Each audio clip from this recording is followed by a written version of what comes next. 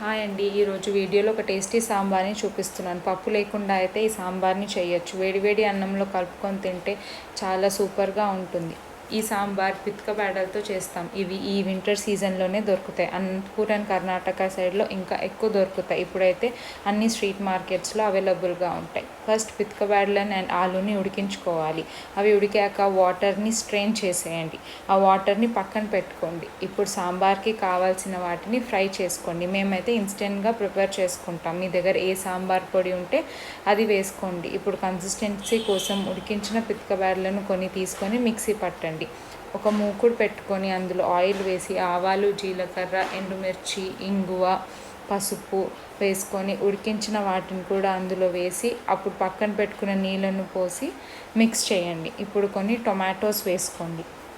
Mixie పట్టుకున్న sambar and పితకబేడల పేస్ట్ని వేసి ఒక 5 minutes వరకు ఉడకనివ్వండి. తర్వాత 2 స్పూన్స్ బెల్లం యాడ్ చేయండి. లాస్ట్లో కొత్తిమీర యాడ్ చేసి ఒక 2 minutes తర్వాత ఆఫ్ చేయండి. అంతే, వేడివేడి సాంబార్ రెడీ అయిపోతుంది. అన్నంలో వేసుకొని తింటే చాలా బాగుంటుంది. ఈ సీజన్లో వచ్చే పితకబేడలు తెచ్చుకొని ఇలా ట్రై చేయండి, తప్పకుండా నచ్చుతుంది. Thanks for watching.